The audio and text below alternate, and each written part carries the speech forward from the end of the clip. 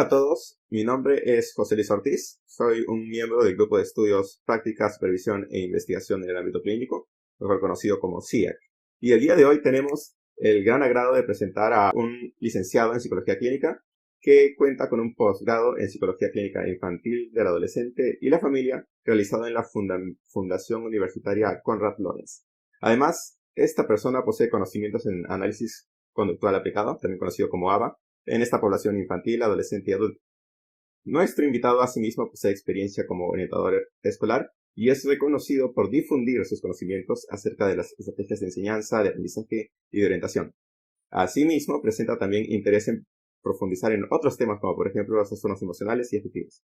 Finalmente, para terminar este repaso de su personaje, tenemos que mencionar que es un psicólogo que se ha desempeñado como tallerista en temas como el análisis control aplicado, la formación y evaluación clínica y la terapia de aceptación y compromiso. Ahora sí, sin más que agregar, tenemos el gusto de presentar a Juan David Camargo Reyes. Muchas gracias por estar aquí presente con nosotros. Esperamos que este sea un espacio grato para usted y para nuestro público que nos mire. Bueno, muchas gracias José Luis por esta gran invitación y pues me siento muy ilusionado, me siento muy contento porque esta información llegue a más personas y obviamente pues cualquier duda o inquietud que de pronto se pueda aclarar aquí pues es muy valiosa, a decir verdad. Definitivamente el tema de la difusión es de hecho una de las cosas que a nosotros como grupo más nos interesan y es una de las cosas que a mí personalmente más me emociona en la idea de hacer más accesible el conocimiento que tanto nos interesa o nos apasiona incluso. Así que en ese sentido quisiera comunicarle que tenemos este conjunto de preguntas. Podemos empezar hablando un poco sobre usted, por ejemplo, en torno al tema que mencioné, análisis conductual aplicado. ¿Qué lo motivó a formarse en este tema del análisis conductual aplicado? Pues es una herramienta muy importante para ayudar a las personas, ¿no? Especialmente con algo tan evidente como la conducta. También me motivó el hecho de escuchar, el hecho de comprender, el hecho de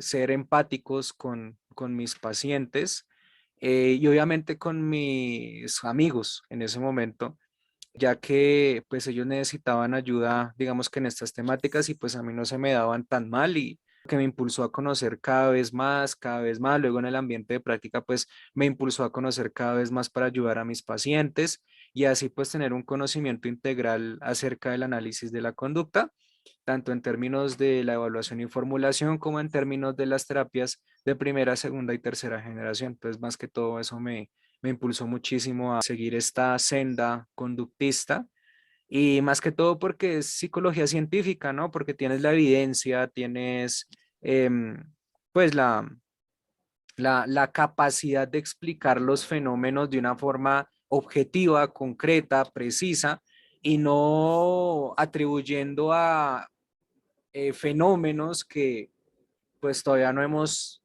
comprobado su veracidad, ¿cierto? Sí, me parece fascinante, de hecho, pensando en esto. Al iniciar hay una suerte de motivación personal, como que obvio un momento al principio en el que por una cuestión cercana a nuestro entorno social fue que decidimos emprender este camino. Usted me menciona esto de que su interés por ayudar a sus amigos, tener este interés por llevar este tipo de temas con ellos, y menciona que a partir de ahí fue como que empezó a introducirse en la psicología científica para tener información de rigor, con cuál trabajar, saber que estás trabajando con herramientas que son verídicas, confirmadas, que están en proceso de seguir mejorándose, y para tener la seguridad de que lo que se hace con las personas quienes requieren de nuestro apoyo es algo que va a funcionar.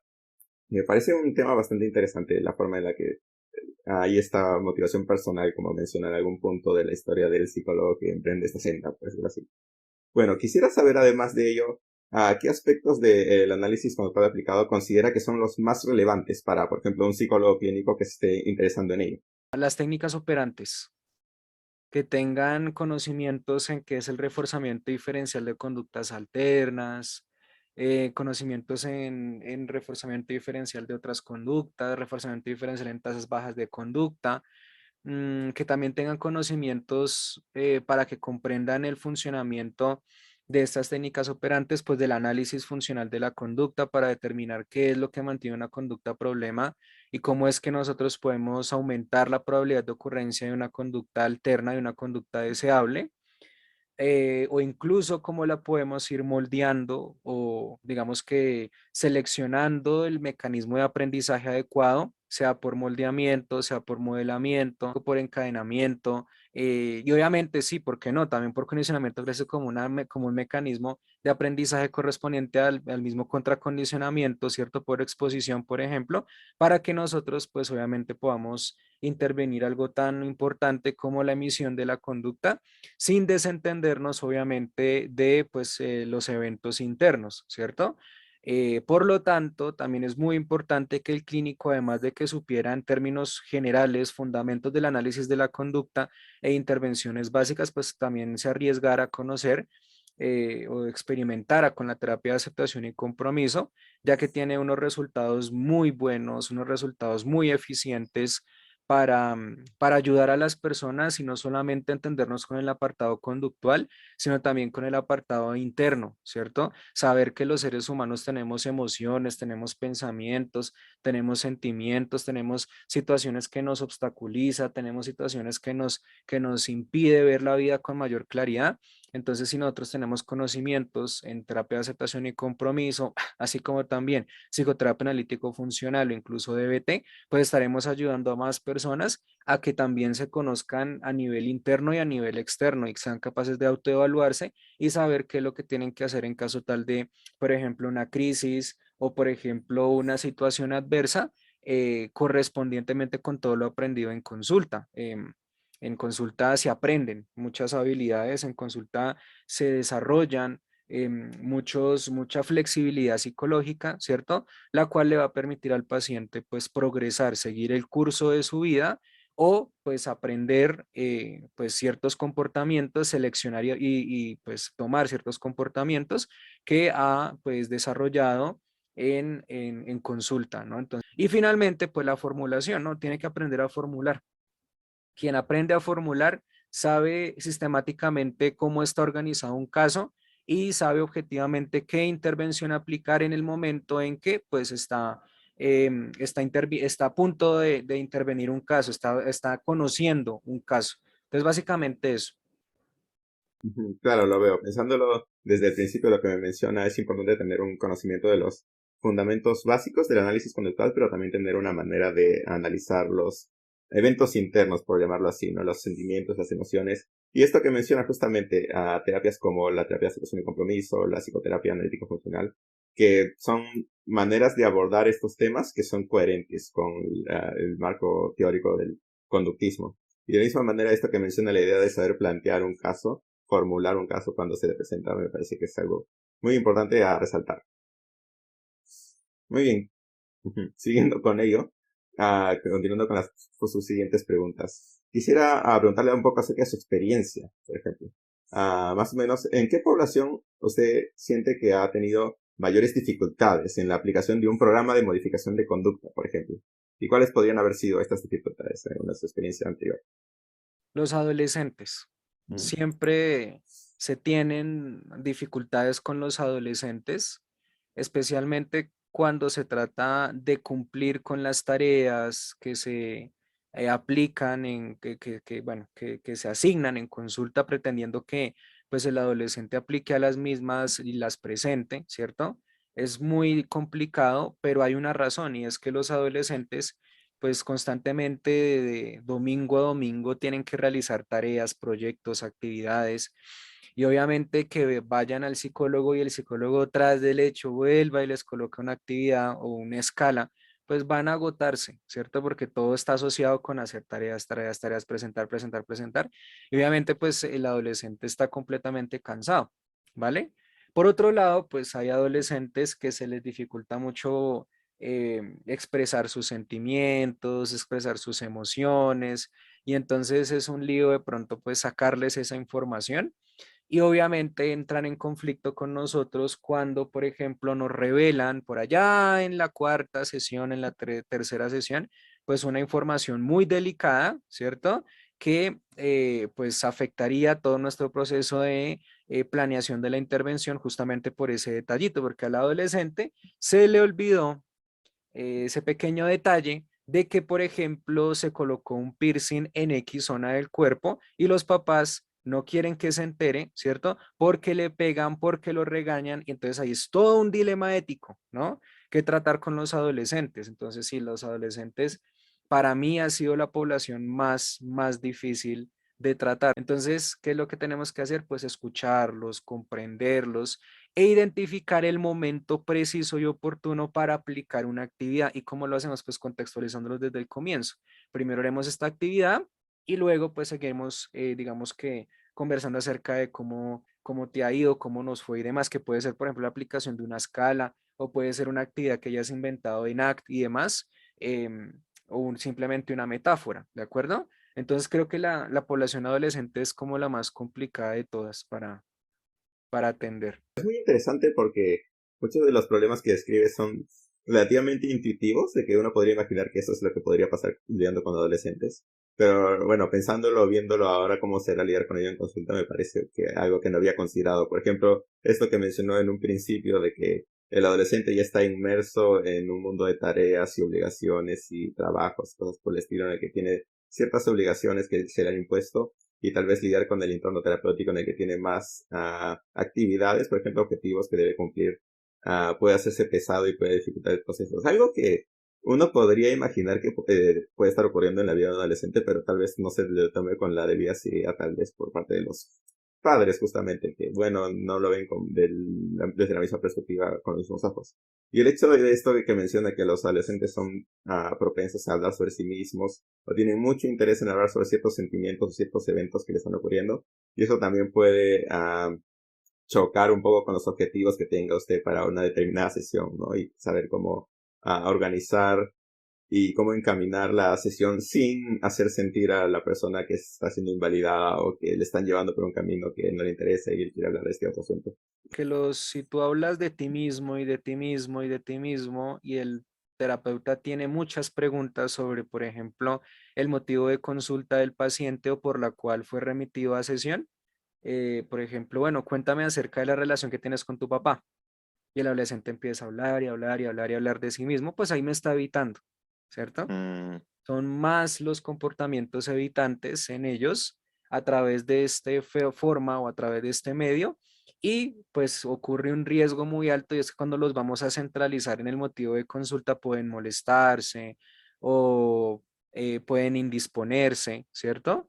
Y obviamente tenemos que identificar qué actividades con mayor precisión podrían ser convenientes para el proceso.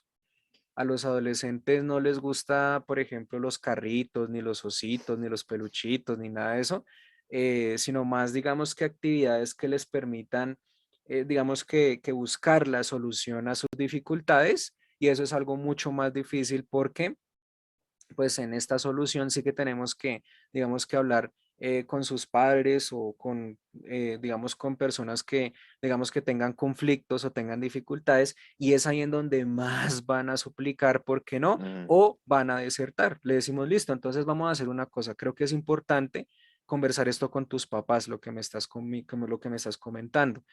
¿Me puedes dar permiso para invitar a tus papás la siguiente sesión y así hablaremos todos juntos y tú puedes expresarle lo que tú sientes hacia a ellos? El adolescente te puede decir, sí, sí, profe, o sí, psicólogo, hágale. Y a la siguiente sesión no vuelven. ¿M? O vienen solamente los papás, pero el adolescente no, que porque se quedó haciendo una tarea. Claro.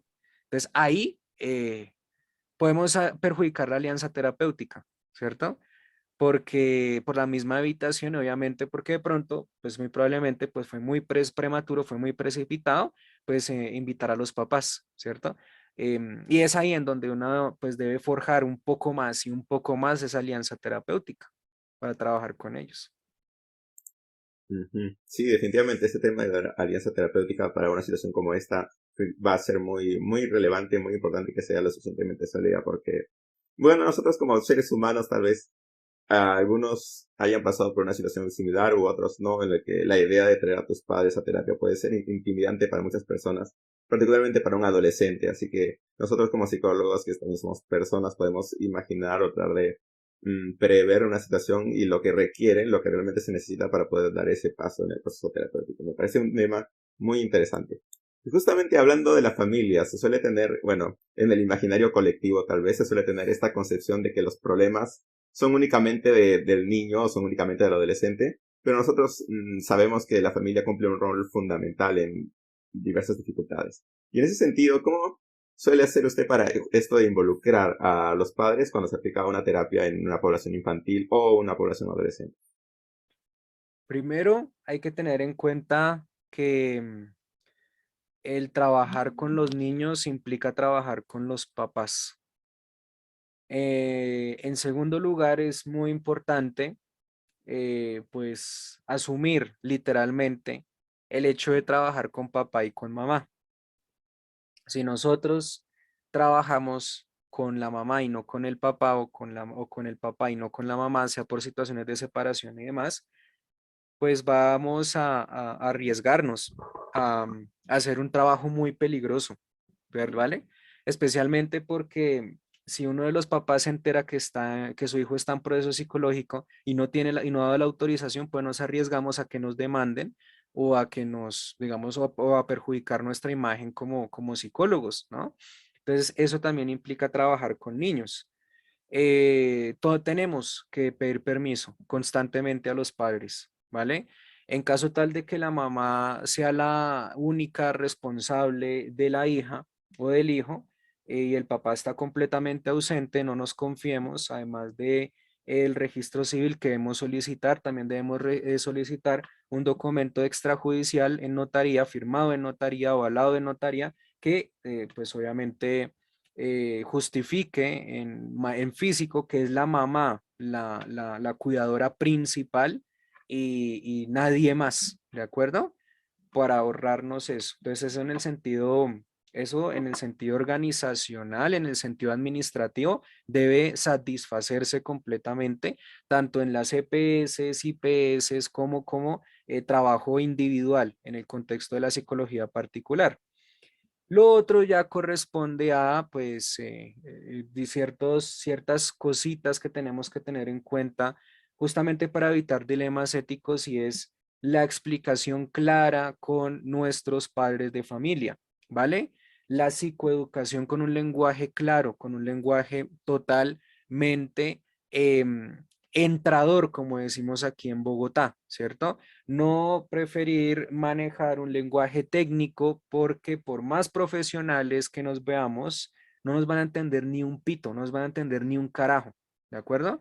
Entonces es muy importante siempre manejar un lenguaje en cristiano para que pues podamos reunir información en el contexto de la utilización de la entrevista semiestructurada, así como también, pues ya en el contexto de la intervención, ¿no? Saberle explicar a los papás y ver si ellos están de acuerdo o no están de acuerdo con X o Y intervención, ¿vale? También asumir las posiciones, las opiniones del niño, ¿cierto? El niño, al igual que los papás, tiene todo el derecho a preguntar si se puede o, si, perdón, si está, qué es lo que se va a aplicar, quiero decir, si se puede aplicar eso, si se puede aplicar esto o tiene derecho a saber o a preguntar para qué es esto, ¿cierto? Tiene derecho a saber todo el proceso de intervención al igual que sus papás y si nosotros no le estamos satisfaciendo, digamos que estas preguntas o estas inquietudes tanto al niño como a los papás, pues va a ser un poco más antiético, ¿cierto? Que actuemos deliberadamente sin siempre su permiso,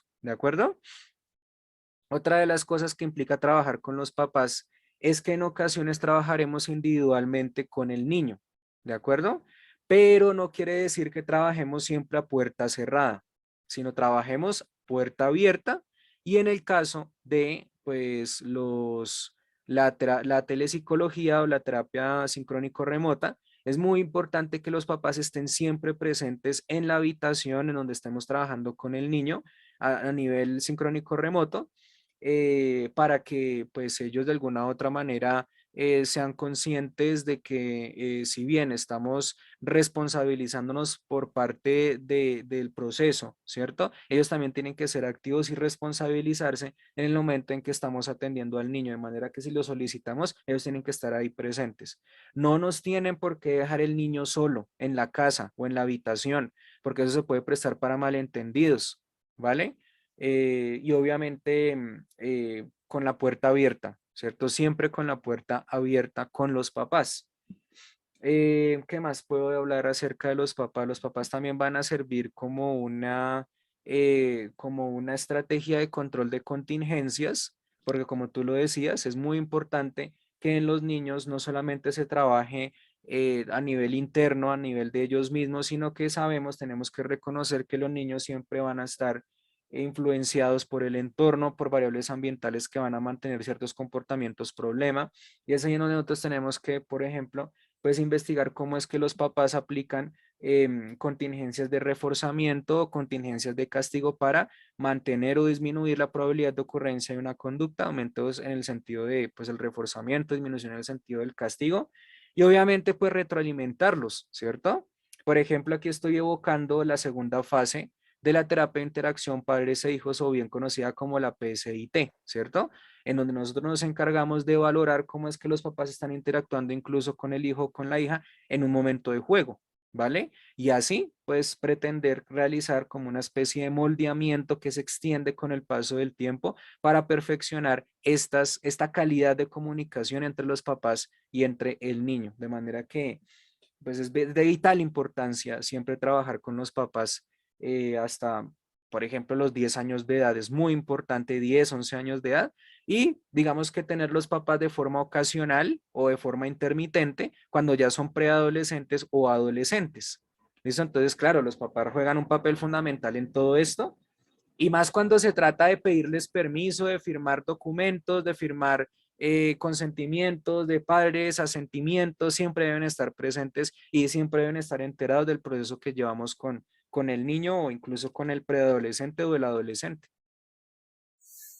Claro, definitivamente. Justamente estaba pensando un poco en ello cuando empezó a describir el primer punto que nos comenta de trabajar con los padres y yo lo estaba enlazando con el último, en el sentido de que comentaba que es necesario que los dos padres estén presentes en la medida de lo posible y lo primero que se me ocurrió fue el hecho de que esto que mencionó al final de que ambos padres ejercen ciertas contingencias sobre el niño y tal vez si solamente está la madre o solamente está el padre no nos enteramos de toda la historia, ¿no? Solamente nos enteramos de parte de la historia de lo que esté sucediendo sobre el niño y sus conductas problemas.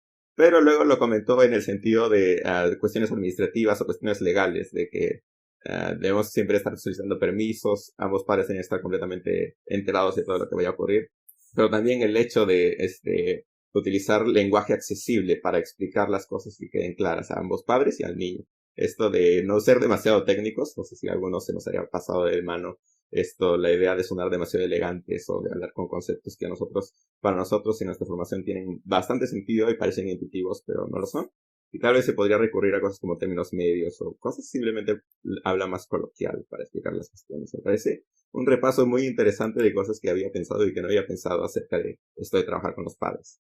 Por otro lado, también, bueno, hablando un poco sobre usted, sabemos que es una persona que es un tallerista en terapia, por ejemplo, terapia solución y compromiso, y al mismo tiempo hemos observado que ha venido realizando un trabajo de difusión a través de los medios digitales. Recuerdo unos videos bastante entretenidos, realmente fascinantes, en la forma de hacer tan accesible la educación, especialmente para personas como yo que estamos en proceso de formación. Y lo hace usted de manera didáctica, con marionetas, con Dr. Krusty y otros tipos de juegos muy interesantes. Y nos interesa saber cómo fue que se le dio este interés por crear estos videos interactivos sobre, por ejemplo, los procesos de ACT, la psicoterapia analítico funcional, el análisis funcional, y subirlos a su canal de YouTube. No, pues fue algo hecho hace mucho tiempo, muchísimo tiempo ya, 7 años, casi 8 años, en donde me interesaba que mis amigos, aquellos amigos de pregrado que tenían dificultades en análisis de la conducta, en análisis conductual aplicado en la materia de análisis conductual aplicado de mi universidad, pues se entendieron de una forma mucho más fácil, mucho más asequible. Fue una idea que también tuve para ayudar en ese momento a uno de mis amores más grandes en la universidad, Alejandra, María Alejandra. Nunca se me va a olvidar ella, porque justamente fue uno de mis primeros amores en la universidad, que no quería que fallara, que yo me quería entrar con ella a prácticas, ¿cierto? En noveno semestre y pues estábamos en octavo semestre, ella iba un poco regular en esta materia, entonces yo dije, no, pero ¿cómo me ideo para que ella me comprenda mejor? ¿Cómo me ideo para que el curso me comprenda mejor? Entonces empecé, no sé si, yo creo que los borré, no estoy seguro, creo que sí los borré. Hay videos con usando un sapito, juguetes de Iron Man, del Capitán América, hasta cerámicas, ¿cierto? Para explicar, por ejemplo, el análisis funcional, el moldeamiento, el modelamiento, la formulación. El único títere que digamos que utilicé en esa época era este, ¿cierto? El mito, ¿cierto? Y nada, pues me puse a jugar un poco con esto y descubrí que el mensaje se transmitía efectivamente, que el efecto pues era significativo, no tan grande, ¿cierto? Sino medianamente significativo en algunas personas que veían los videos hasta el punto en pues que fue creciendo y que fue creciendo el interés, el hecho de ser creativo. Em, yo siempre me he caracterizado por ser una persona muy creativa, incluso desde el colegio, y asimismo ayudé a muchos compañeros en mi colegio con mi creatividad, pero el hecho de hacer estos videos explicativos del análisis de la conducta con creatividad, pues sí me trajo, digamos que muchas críticas negativas al comienzo, pero con el paso del tiempo, pues fue fortaleciéndose esta idea hasta el punto de utilizar videojuegos y obviamente, pues inspirado en un amigo mío, Andrés Gutiérrez, ahora pues utilizo marionetas porque creo en el punto de vista que él y su tío, en paz descanse Freddy, tenían acerca del impacto de las marionetas, pues yo me estoy, digamos que involucrando un poco con este universo de las marionetas para generar un aprendizaje significativo. Y obviamente, pues todo esto ligado a la idea de divulgar con pasión, de divulgar con creatividad, con sentido humano, todo esto ligado a la idea de ayudar a los demás sin esperar algo a cambio. A mí no me paga YouTube ni me paga Facebook, yo soy una persona humilde que, como ustedes, que se busca la vida en el mundo tratando de conseguir plática para no solamente pagar la maestría, en este caso como estudiante de tercer semestre de maestría en psicología clínica de mi universidad en la Conrad, sino también pues para pagar otras cosas, ¿no? No es que yo sea el súper, ¿qué? ¿Youtuber? No, para nada de eso, nada de eso, yo no soy nada de eso.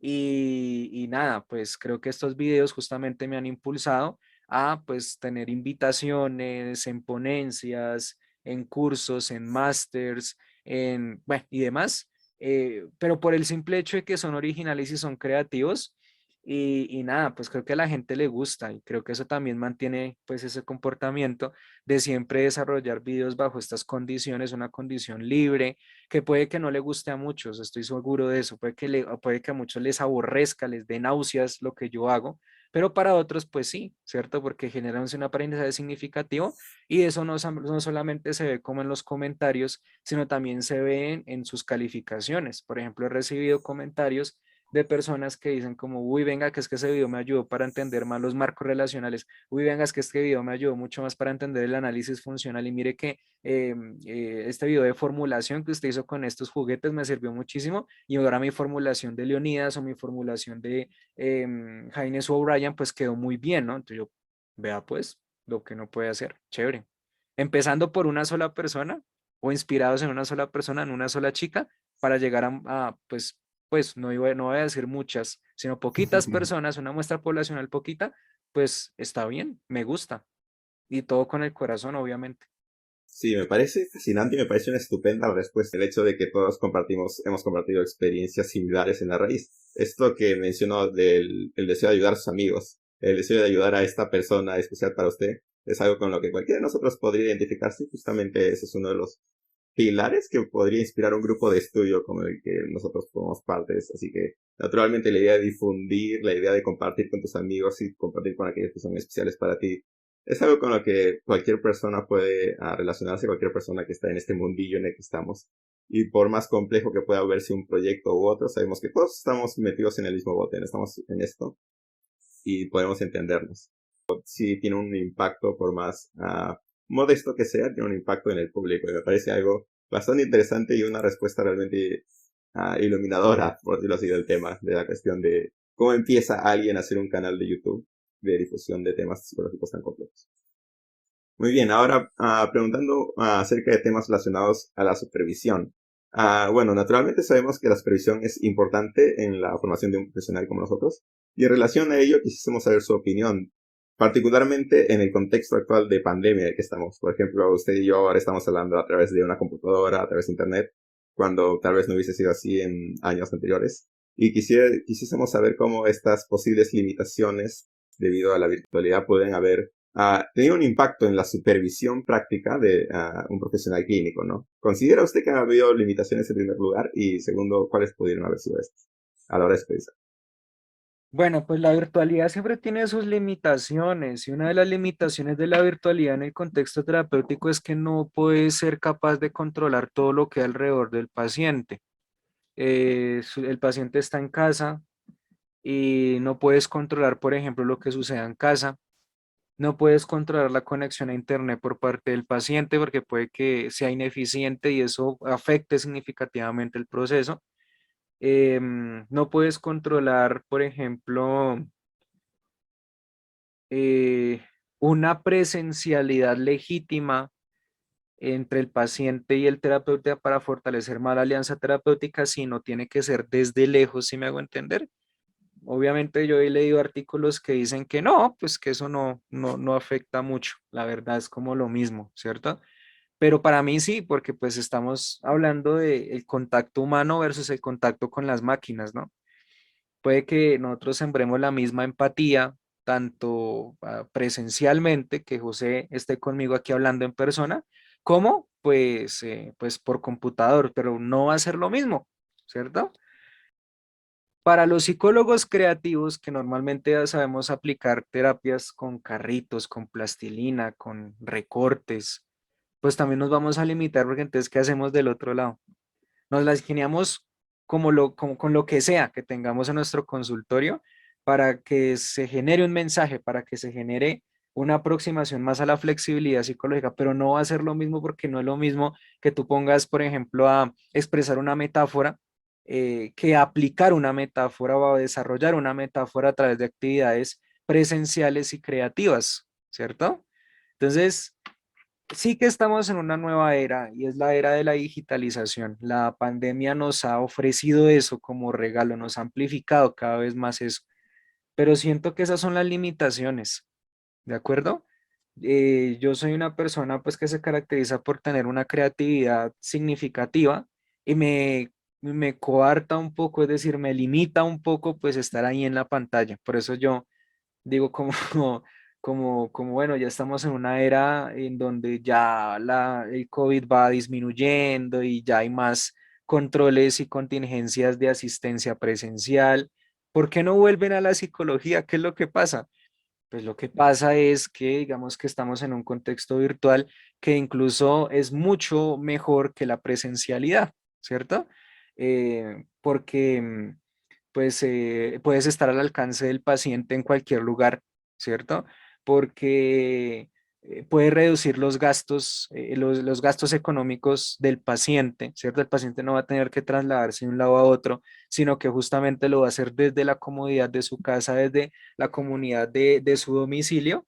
Y obviamente, pues si bien hay cosas completamente benéficas, pues en cuanto a presencialidad y demás, pues también o sea, va a tener como sus pros y sus contras. Y eso es como mi exposición acerca digamos que las dificultades que he tenido, más que todo conexión a Internet. Uy, Virgen Santísima. Estamos aplicando X o Y intervención o estamos hablando de X o Y cosa cuando de repente uno se ve hablando solo.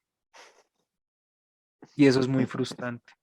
Eso es muy aburridor. Uno como, ay, no, ¿cómo así? ¿Cierto? O incluso es frustrante y aburridor que el paciente te diga, sí, doctor, nosotros tenemos muy buena conexión a internet y la primera sesión empiecen a hablar así y a pegarse y no, no se va a poder. Porque es que eso es otra de las cosas como muy exigentes pero en la redundancia, que se le exige al paciente. Usted tiene que tener buena conexión a internet y tiene que tener un lugar seguro en donde usted y yo hablemos. Pero ¿qué tal si te apasionas con el caso de una niña o de una familia que realmente necesite de tu ayuda, pero no cumplen con una de estas dos condiciones? ¿Qué le tienes que decir? No, muchas gracias, hasta luego, chao. Pues eso en la presencialidad no se vive, ¿cierto? Entonces son cosas que uno dice como, ah, qué mamera. Pero pues bueno, yo por ejemplo como estudiante de maestría, se me ha dificultado mucho eso, porque yo quiero atender, porque no me importa la conexión a internet, pero pues ya con el paso del tiempo te importará. Ahora, estás ocupado, necesitas trabajar, necesitas estudiar y se te olvida enviar el enlace de atención, es decir, tú le envías el enlace de Teams al paciente un día antes, pero estás tan enfrascado en tus trabajos que se te olvida enviar el enlace. Y justamente cuando lo vas a enviar te quedas sin internet. Otra de las cosas que uno dice como, ah, qué mamera, qué jartera, pero bueno, así es. Esas son como las limitaciones. Esas son como las limitaciones que yo le veo a esto del internet. Aún así, pues sigue siendo bastante efectivo, pero depende de invertir en muy buen internet. Ujú. Sí, justamente estaba pensando en todo este asunto de la virtualidad, el hecho de que, bueno, nuestra situación con el COVID se supone que está mejorando y en ciertas formas está mejorando y nos estamos permitiendo volver a la cotidianidad en ciertos aspectos de nuestras vidas. Pero en ciertos ámbitos, como puede ser el nuestro, parece que esto de la herramienta virtual puede estar ha llegado para quedarse, como dicen algunos, ¿no? Este regalo de que ya está normalizando la idea de que podemos realizar nuestro trabajo a través de medios virtuales. Por esto que menciono, para algunos es bastante cómodo quedarse en casa, tomar su computadora y atender su terapia de esa manera y bastante más eficiente para ellos y tal vez más eficiente para algunos psicólogos también. Pero hay muchos problemas también. Justo el tema que menciona de la baja calidad de conexión a Internet. Yo personalmente definitivamente sufro de ese asunto, de ese mismo problema, como algunos que me conocen ya saben. Pero más difícil es cuando no eres tú, sino es cuando es la persona de que estás atendiendo. Y tampoco es algo que se pueda criticar porque hay cuestiones socioeconómicas que a poblaciones vulnerables no les permite tener una conexión tan eficiente. Y bueno, ¿qué puedo hacer yo ahora? ¿Cómo lo soluciono? Es una persona que requiere de mi apoyo, tal como se lo describe, y no tiene la conexión. Perdón, te interrumpo. Aparte, uno puede estar, por ejemplo, en 3 sesiones y en esas 3 sesiones ir a tope, fenomenal con el paciente. Chévere. Y lamentablemente a la cuarta sesión empieza a dañarse el internet. Y uno, ah, bueno, eso de pronto puede ser la casa de allá, todo bien. Pero después, otra vez. Y después, otra vez dificultades en conexión a internet. Y entonces el paciente te llama y te dice, no, pues que imagínese que tengo dificultades. Y el técnico viene, citamos al médico, al médico nacional técnico, perdón, y el técnico viene de hoy en 8 días. Entonces uno le dice a la paciente, listo, hágale, no hay ningún problema, entonces nos vemos hoy en 8 días. Pero usted tiene que decirle esto a su profesor, ¿cómo se le dice? A su director del centro de psicología o a su profesor o a su supervisor del centro de psicología, ¿cierto?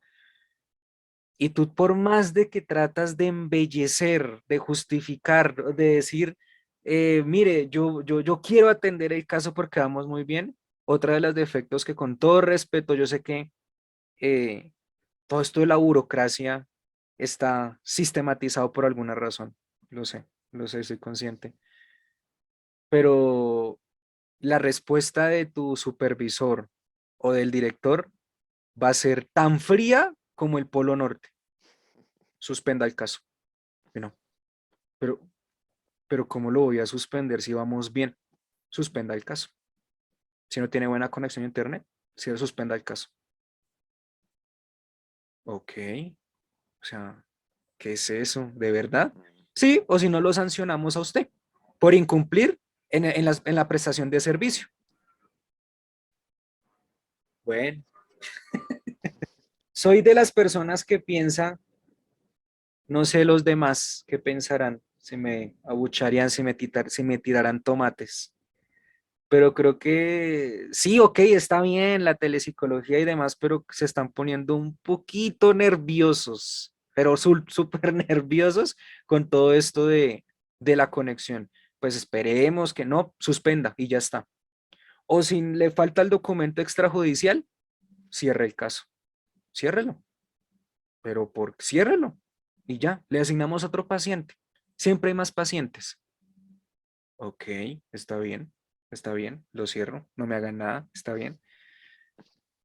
Es muy duro aceptar que en esta tecnología, pues como que las condiciones de psicología sean cada vez más duras, como fuertes con el paciente, ¿cierto? De malas si no tienes buena conexión a internet, de malas si no tienes un buen sitio en donde hablar, de malas en donde por el momento no te entiendo lo que comprendes y no puedes hablar por el chat, o si puedes hablar por el chat, si sigue fallando la conexión, entonces ya no te puedo atender de malas.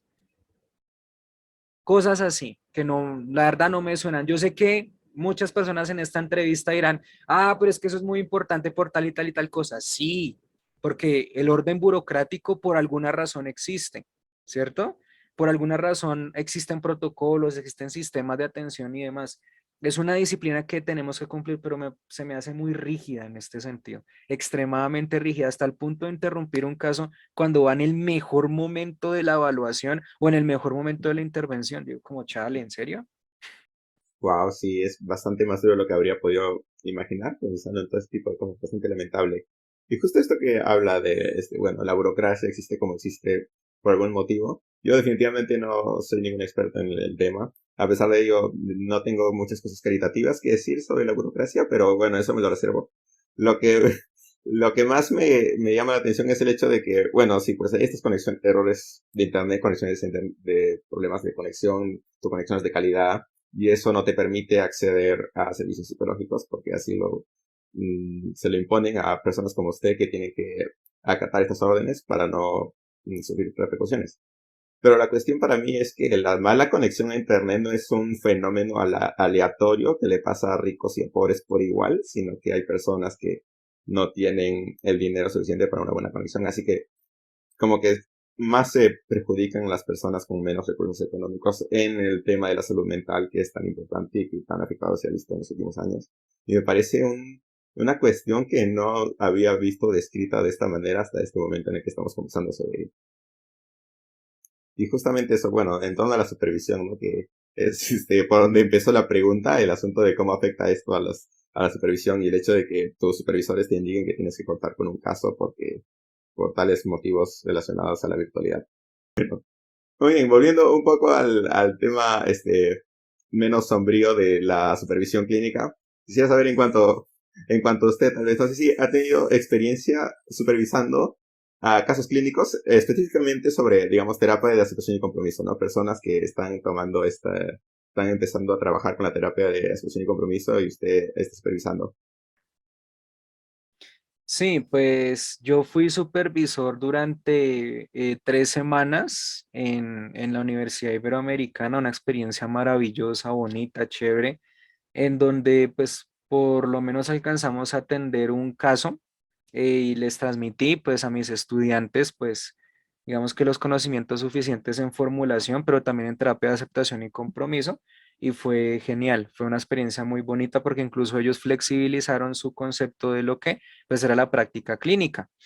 Y obviamente en el contexto de, pues ya cuando yo superviso mis casos en terapia de aceptación y compromiso, pues sí me doy cuenta que es una experiencia muy bella, es una experiencia muy bonita, pero es una experiencia que puede tender a alargarse un poco más, a extenderse un poco más, quiero decir, ya que pues los pacientes llegan a un punto de flexibilidad, no al mismo tiempo, sino que se toman su tiempo, ¿cierto? Es como si estuviéramos viendo, ¿qué te digo yo?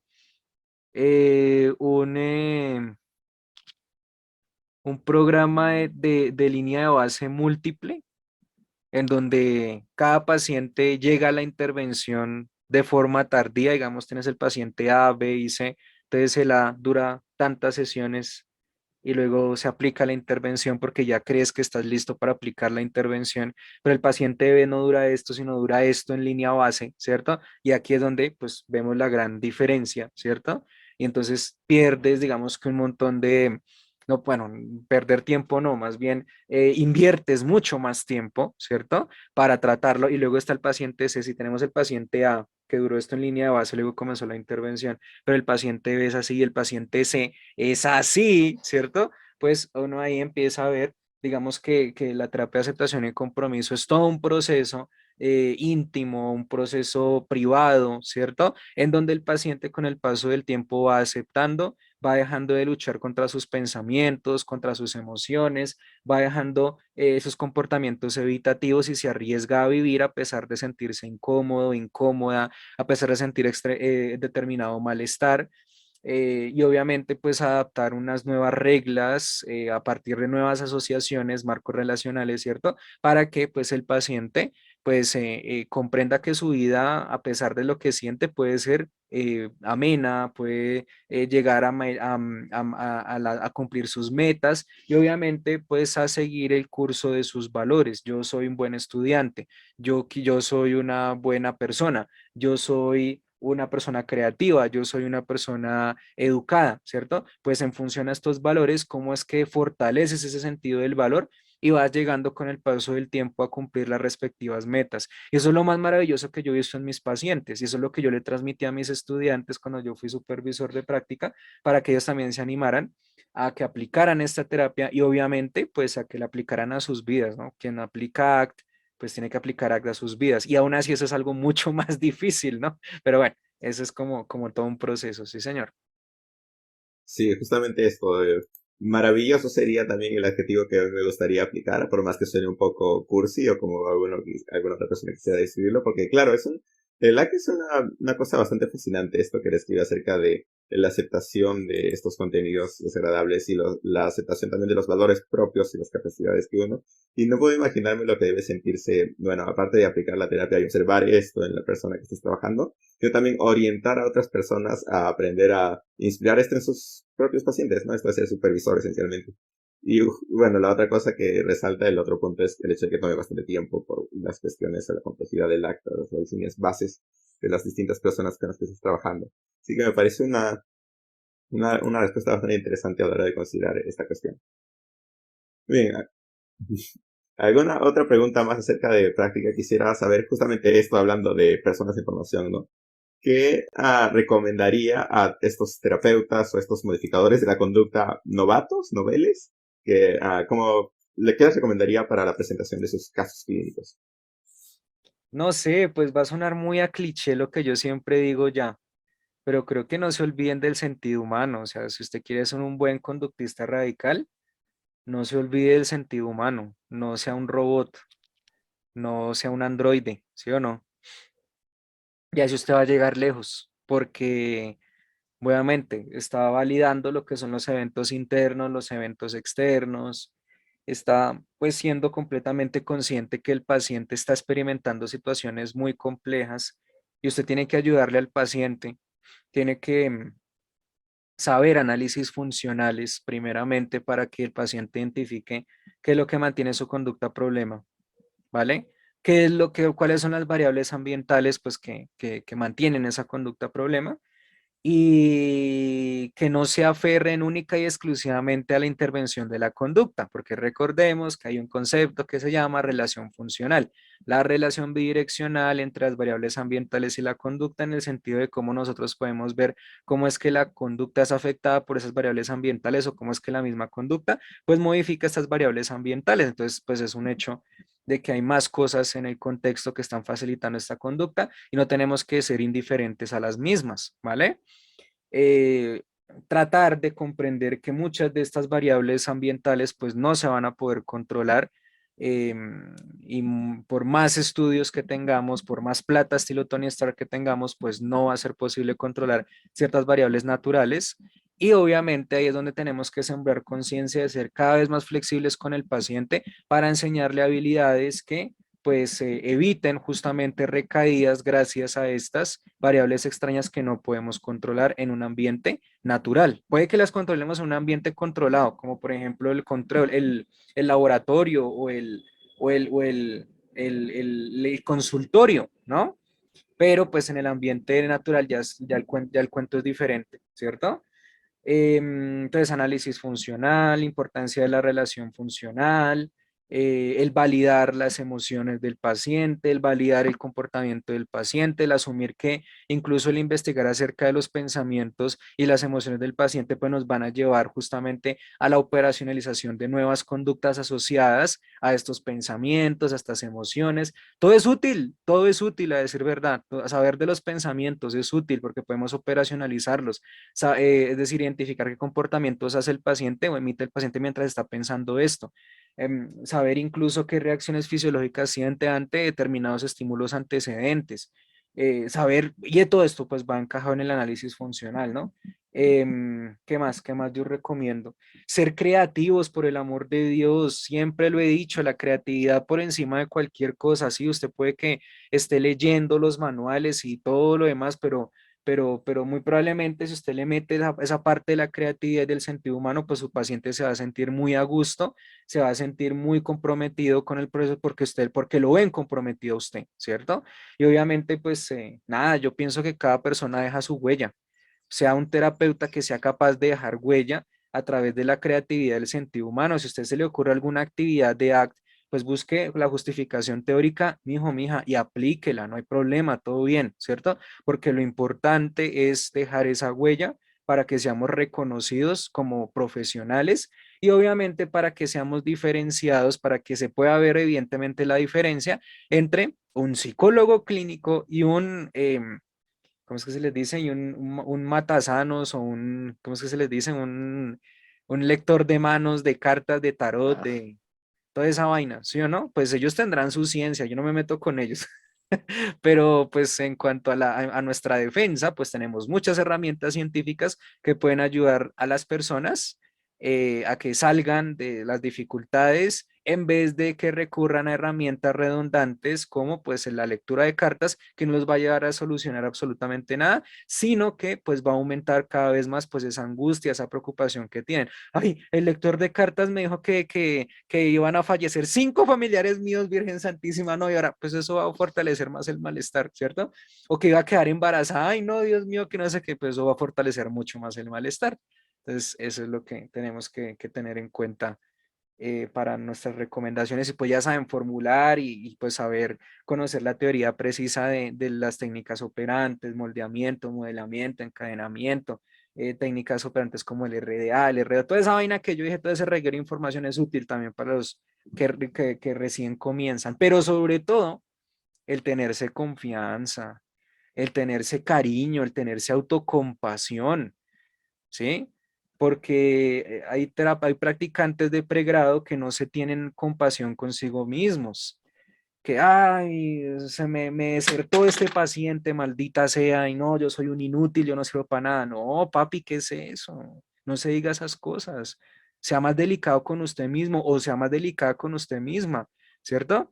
Van a haber muchas ocasiones en donde los pacientes van a desertar, pero muchísimas ocasiones, ¿cierto?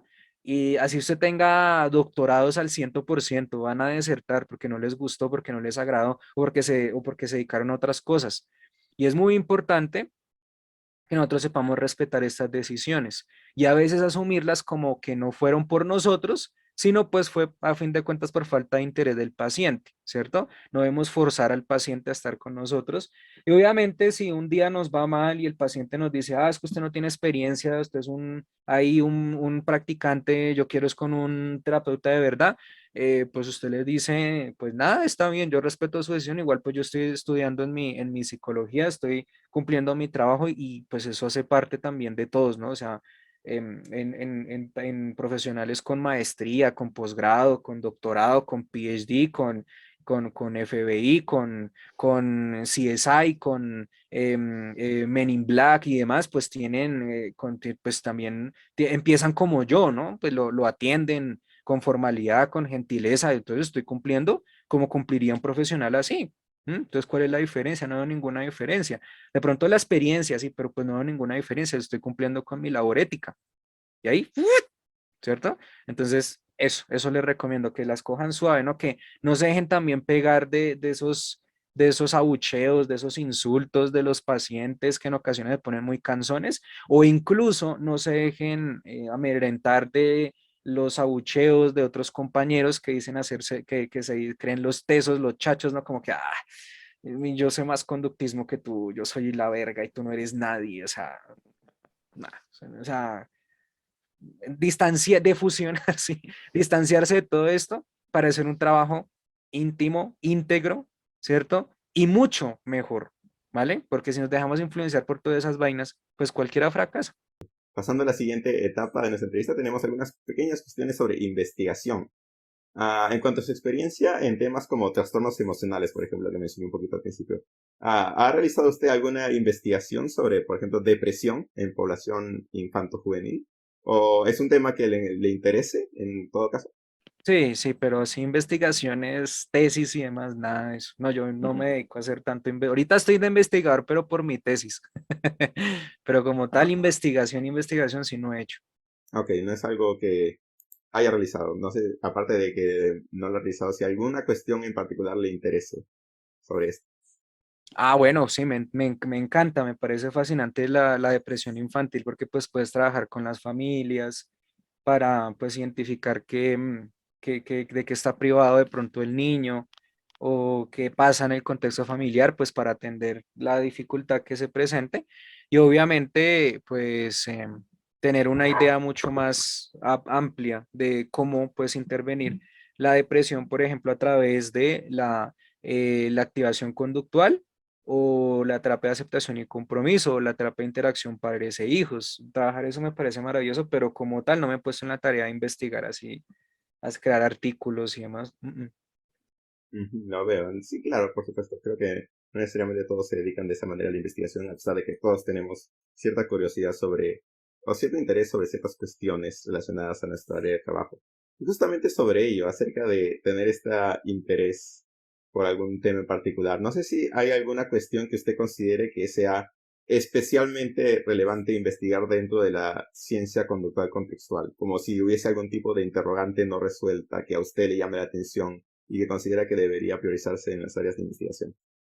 Uy, esa pregunta está bien bacana. O sea, a ver, yo creo que nuestra prioridad debería ser, pues lo que yo pienso, ¿no? Tal vez como intervenir en violencia intrafamiliar y en estilos de crianza, creo que eso es algo muy importante, porque si intervienes tempranamente ese eje, pues muy probablemente los demás ejes funcionarán, ¿cierto?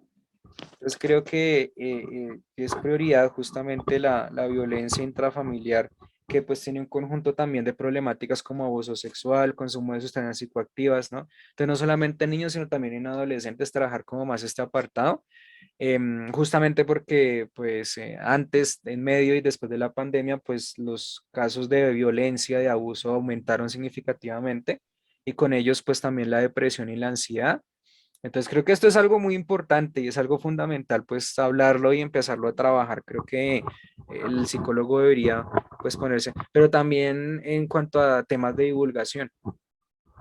Yo digo una cosa, con todo respeto, eh, a nosotros los psicólogos nos gusta publicar artículos científicos en revistas, en anuarios, bueno, en periódicos, lo que usted quiera.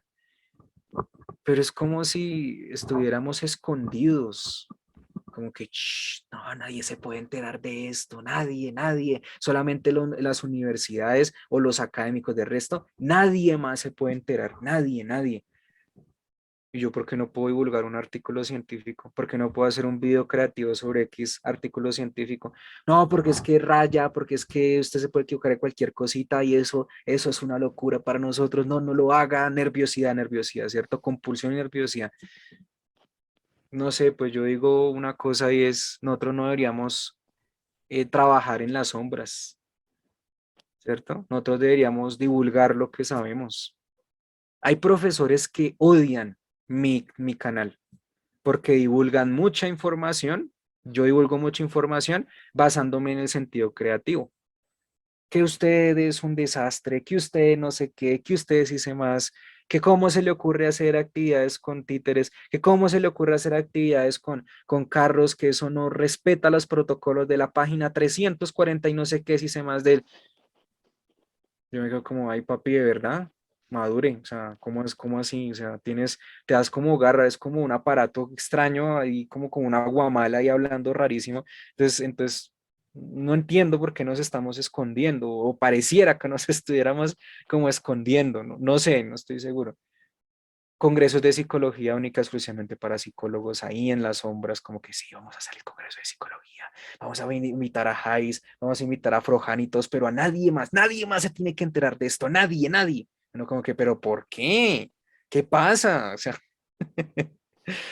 son como esas cosas que uno dice como, pero ¿por qué se ocultan tanto? O sea, es respetable los artículos empíricos, es respetable la investigación, sí hay que tomarla con las pincitas muy delicadamente, sí, pero ¿qué hay de la educación? O sea, ¿qué hay de aquellas personas que quieren vincularse a un programa de psicología y quieren aprender cada vez más? Pues la divulgación está para eso, la creatividad está para eso, el sentido de la docencia está para eso, ¿cierto? Y creo que eso no va a rayar en nada los artículos empíricos que con esfuerzo 30.000 investigadores hicieron, no creo. Entonces, yo creo que va a darles una oportunidad para que relean sus artículos y asimismo se basen en terapeutas de esos, en terapias de esos, a partir de esos artículos para pues promover un bienestar en las personas, que eso es lo que nosotros queremos, ¿no? Generar bienestar en las personas, cumpliendo los sentidos de maleficencia, no maleficencia, en sí, respetando el código bioético, ¿cierto? ¿Qué estamos haciendo mal entonces los divulgadores? Porque es un pecado, porque es un crimen divulgar información basada en la evidencia. Porque nos ven como amenazas o como gente que, uy, terrible, ¿no? Nadie toca mi artículo es único, mi artículo de nadie más lo puede leer. Solamente las instituciones y personas que paguen por $70 mi artículo, nadie lo puede leer. Pero, joder, ¿qué te pasa entonces? O sea, ¿dónde quieres que la psicología llegue? ¿Mm? Y por eso es que también es otra variable que tenemos que atender. Sí, los hombres y mujeres estos asisten a entrevistas y demás, pero cuidado, ¿no? Cuidado dónde la vas, cuidado dónde vas a hacer, ¿no? Pero para gente normal, para gente con, o sea, la psicología debería ser entendida no solamente para psicólogos en su mismo gremio, sino para más personas, porque justamente esas más personas son las que acuden al tarot. Yo como no tengo ni idea de lo que hace un psicólogo, entonces me voy a que me lean la mano. O ir donde X persona que averigüe aquí, y averigüe redundantemente y me saque por cada consulta, por ejemplo, unos $90, $100 por consulta y no solucionamos nada. ¿Mm? Entonces, ¿dónde va esto de la divulgación por parte del conductista? ¿Cierto? Si el conductista tan grande se cree que porque sabe análisis funcional, evaluación y formulación, terapia de aceptación y compromiso, que no sé qué, marcos relacionales, ¿dónde está el conductista para demostrar todo esto a la sociedad para que sea más asequible a la sociedad? ¿Mm? ¿Dónde? ¿Por qué lo esconde todo? Eso es como mis inquietudes. Sí, la ciencia tiene que ser muy rigurosa, tiene que ser muy delicada, pero pues hasta ese punto extremista en donde lo tenemos que ocultar absolutamente todo, pues no me suena. ¿Mm? Y para eso estamos nosotros, porque ustedes son un equipo de divulgación, ¿cierto? Y tenemos que compartir esas mismas ideologías para expandir más el honor de ser psicólogo y el honor de ser un psicólogo, por ejemplo, en este caso, conductista. Pero si no nos lo permitimos, si me vuelvo un investigador con hijo de mil premios Nobel que nunca voy a sacar resultados, pues ¿de qué me va a servir? ¿Cierto? Los eventos científicos más interesantes deben mostrarse a la sociedad, no deben esconderse. ¿Mm? Por eso es que Skinner también se volvió un gran divulgador, porque él por cada experimento que hacía, lo divulgaba no solamente en videos de palomas y ratas, también lo hacía en ceremonias científicas, pero también lo hacía con su familia, pero también lo hacía con sus estudiantes, pero también lo hacía con muchas personas, ¿vale? Hasta el mismo Chomsky, pero estamos como en una era en donde no, shh, no tiene ningún sentido, ¿cierto? Pienso, eso es lo que yo pienso, no sé. Vuelvo y repito, me preparo para recibir tomatazos. Aquí estoy, temen mis tomatazos, pero es lo que yo creo. Y es la razón por la cual creé mi canal también.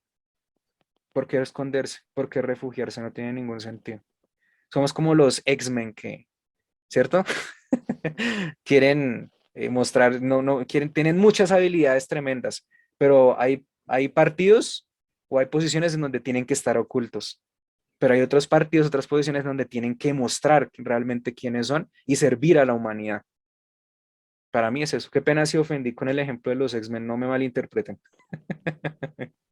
Yo estoy fresco personalmente. Asumo que nuestro público tiene ese sentido del humor suficiente o suficiente autoconciencia para no preocuparse por cosas como ellas.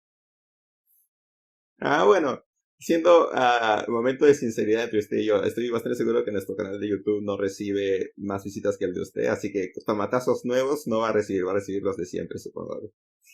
Los recibiremos los de siempre, supongo. Así que más porción de tomate no va a haber. Pero justamente, bueno, hay mucho que comentar acerca de su respuesta, ¿no? Justo como mencionaba esto de Skinner. El hecho de que Skinner sea una persona que divulgaba los resultados de sus investigaciones y me hace pensar en el imaginario colectivo, en el hecho de que qué sabe la gente sobre psicología o qué es lo primero que se le ocurre cuando piensa en psicología, ¿no? Yo ahorita, no sé, voy a preguntar a mis hermanos, a mi mamá qué sabe psicología y capaz me mencionan a Skinner, ¿no? Bueno, no por nombre, pero el hecho de que estos experimentos con, digamos, palomas, ratones, esos descubrimientos que se han hecho en la ciencia conductual, aunque no la nombren como tal. Pero la cuestión es que nosotros, desde la ciencia conductual contextual, hemos hecho bastantes más descubrimientos o bastantes más proposiciones teóricas sobre cómo funciona, por ejemplo, la conducta, pero también el mundo interno de las personas. Y estos descubrimientos no han tenido el mismo impacto cultural que haya tenido un personaje como Skinner, un personaje como Chomsky, o un personaje como Freud, que es uno de los más conocidos psicólogos. No hablo dentro de la comunidad psicológica, sino en el mundo ya, de manera global, en el imaginario colectivo que tanto menciono. Y sí, pues esta idea de que tenemos estas ideas, estas proposiciones que no son conocidas y que son una forma muy útil de ver la vida, tener, no sé, difusión, aceptación como parte de tu vida cotidiana para la persona común y corriente sería bastante bueno para todos nosotros. Y el hecho de que usted menciona que se supone que de eso se trata todo lo que hacemos, de que tratamos de mejorar las vidas de las personas al fin y al cabo, y que capaz nuestras, no sé, aquellos investigadores, psicólogos, tal vez, no sé cómo describirlos, más estoicos o más sobrios en la forma en la que uno quiere difundir y capaz nos estamos perjudicando a nosotros mismos a la hora de difundir. Nosotros como grupo de estudios tal vez hacemos cosas más ligeras, como, no sé, publicaciones ligeramente divertidas, memes, cosas por el estilo. Es relativamente estándar entre grupos de estudio como nosotros, no sé, liceo contextual, etc. Así que es una cuestión acerca de el debate de cómo hacer difusión de nuestro conocimiento científico, que estamos aquí nosotros dos de acuerdo en que es importante difundirlo de manera que sea accesible para el gran público, porque nos beneficia a todos a la larga. Pero supongo que habrá otros con opiniones divergentes, argumentos que capaz suenen, no sé, relativamente convincentes. Es una cuestión que supongo que nos irá acompañando más allá de usted y yo a ver hacia dónde nos lleva. Ojalá que hacia algún buen lugar. Ojalá que se solucione de manera que convenga a la sociedad en general. Es una de esas cuestiones superiores. Porque uno, como yo, está ahí ocupándose de esos asuntos, cómo aprender a ser un buen psicólogo, cómo aprender a ser un buen terapeuta para mis futuros pacientes, y no tienes capaz en la vista la imagen global de hacia dónde estamos yendo como científicos, como ciencia, como sociedad. Así que vamos a pasar con algunos pensamientos finales. Como, por ejemplo, como pregunta final, por decirlo así, ¿qué recomendaría usted a estudiantes que se encuentran interesados en profundizar en el enfoque conductual, ya sea en el análisis funcional, en las terapias contextuales o en la modificación de conducta? No sé, ahí tenemos a un psicólogo sentado en la banca tratando de decidir por qué aproximación teórica irse. ¿Qué le recomendaría? Vale, no, pues que busque una muy buena institución educativa donde aprenda todas estas habilidades, que busquen, digamos que centros de enseñanza para reforzar estas habilidades, que sepa distinguir entre un título profesional y un certificado de formación, por favor, porque hay personas que están ejerciendo actualmente psicología con X diplomado o con X curso y cuando no necesitas es un diploma avalado por el Ministerio de Educación de tu país que te certifique como terapeuta y obviamente pues que siga el curso de las enseñanzas de muchos libros, de mucha literatura que forja pues, los conocimientos, ¿cierto? El libro de Milton Berger, los libros de Hayes, el libro de Cooper, Heron y Hayward, ¿cierto? Las posibilidades que dan los cursos, por ejemplo, de la se me olvida el nombre, bueno, de la Asociación Internacional de Terapia de Aceptación y Compromiso, creo que es la BSA, no, bueno, no me acuerdo de las siglas, perdón, yo soy muy malo para aprender siglas, pero en como tal, pues que siga su proceso de formación, pero sobre todo tenga en cuenta que para ser psicólogo con tarjeta profesional, tiene que ser un psicólogo egresado, no una persona que, ay, me interesa conductismo, un día antes entré a un curso de 7 horas de profundización y ya soy psicólogo, no, no, no, nada de eso es lo que recomiendo por encima de todas las cosas. Y listo. Ok, me parece bien, acertado, corto, concreto.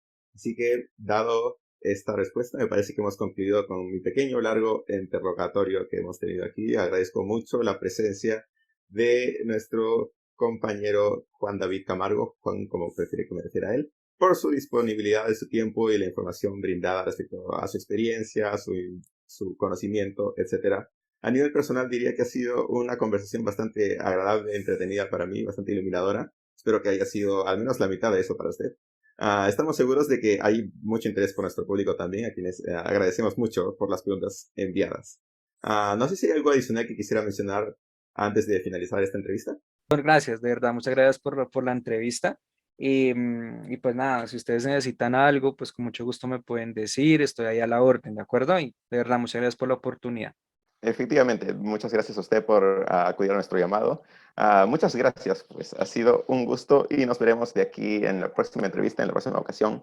Un saludo para nuestros seguidores y buenas tardes, noches y días. Hasta luego, que estén muy bien. Chao, pues.